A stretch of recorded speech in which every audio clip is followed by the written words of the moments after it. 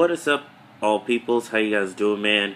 Hopefully you all are doing well. I am right now. I am in my room for the retreat in New Hampshire. I'm out in New Hampshire right now for vacation.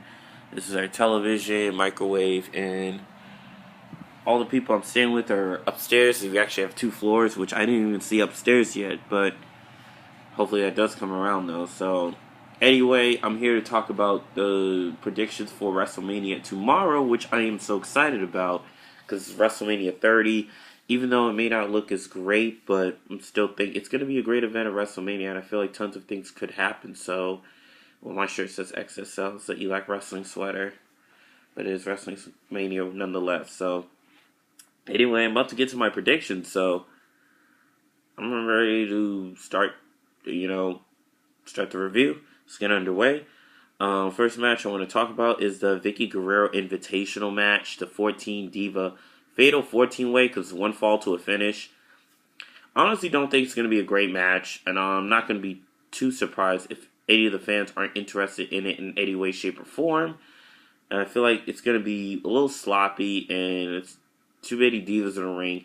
Even Michael Cole questioned it, and it's just mainly the feud between Vickie and AJ. I feel like that's what the whole thing is mainly about. But in all honesty, I think AJ is going to win this one and pull out with the win, or Tamina. It's one of those two. But AJ, I look like they're going to win. And she's going to say, overcame all 14 other divas. And it's going to happen on Raw. And it's just, this is the part where I really hate when I predict something like this and I'm completely correct. And I feel like I'm just going to be correct. Like, there's no doubt that AJ's going to win to me. And everyone else think, oh, AJ's going to lose. Nah, AJ's going to win. I highly doubt that's going to happen. Or if AJ lose, it's going to be an excuse. Like, oh, she complained about her corner against 14 other divas. But I feel like if AJ does lose, then there'll be more story to it. But if AJ wins, it's like the feud will still continue either way. But I feel like with AJ dropping the title, she's going to get more interesting again. So I feel like that's where it goes from there. Next match we have was the Shield versus the New Age Outlaws. I feel like as if the Shield is going to get their win. So I'm pulling for the Shield to win this one, even though New Age Outlaws and Kane may have a chance.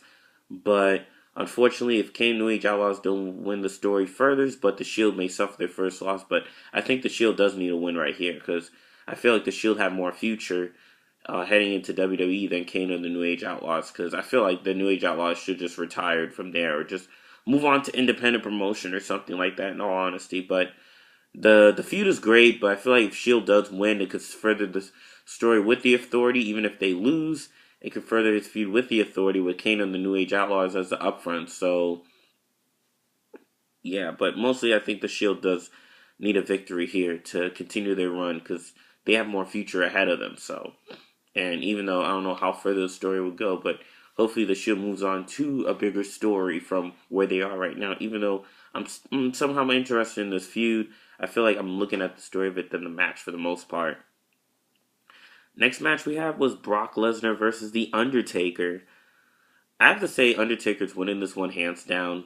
Even though it's great that Brock Lesnar finally got the upper hand to build suspense, to build the F5, but I felt like the feud wasn't that great of a build up.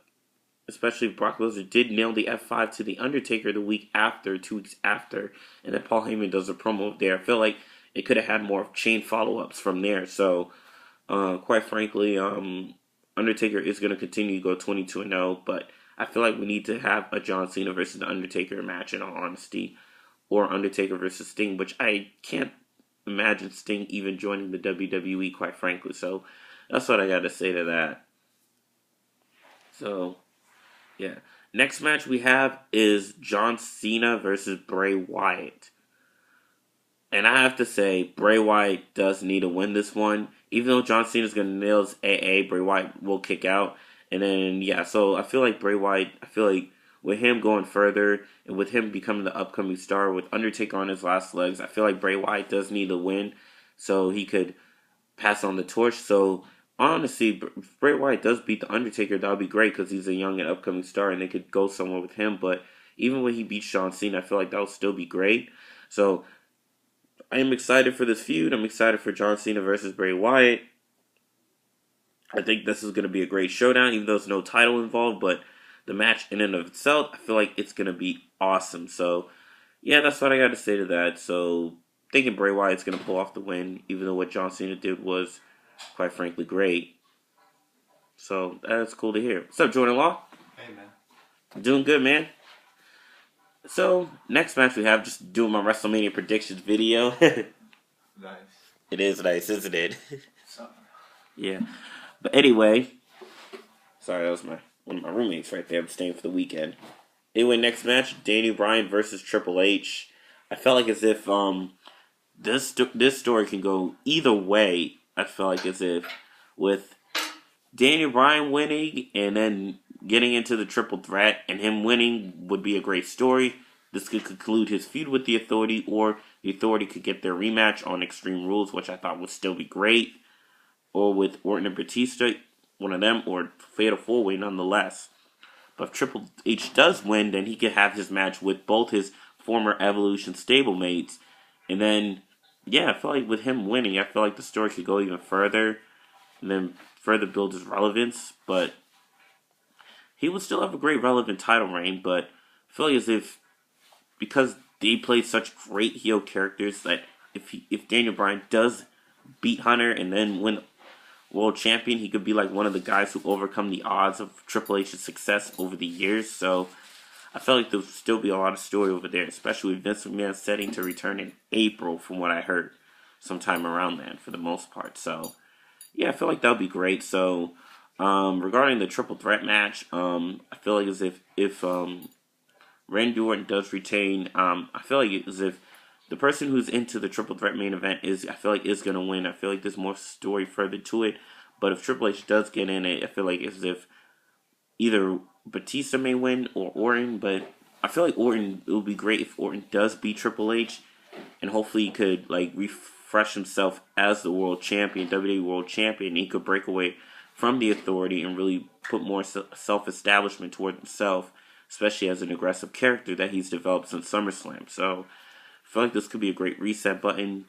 And then he could talk about, oh, Triple H should have been in the match, and now you see what I did to him. So, yeah, I feel like there could be some place there. So, and then Daniel Bryan, if he does win, then it's about him overcoming the odds. So, it's going to be interesting. But I have to say, Daniel Bryan's going to win this one, being the triple threat match.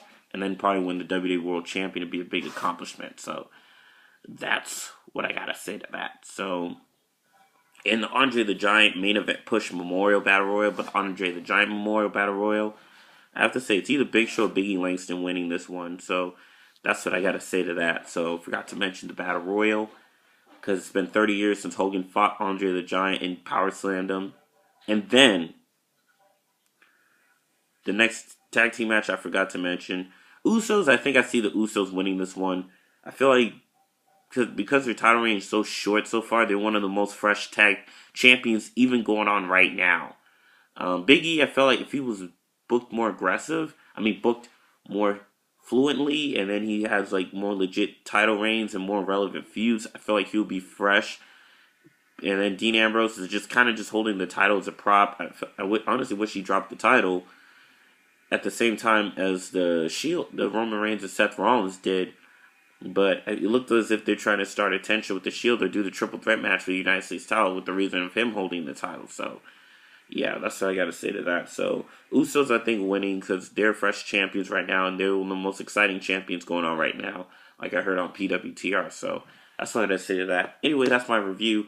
Hopefully you guys enjoy it, and I'll catch you on the flip side. Peace.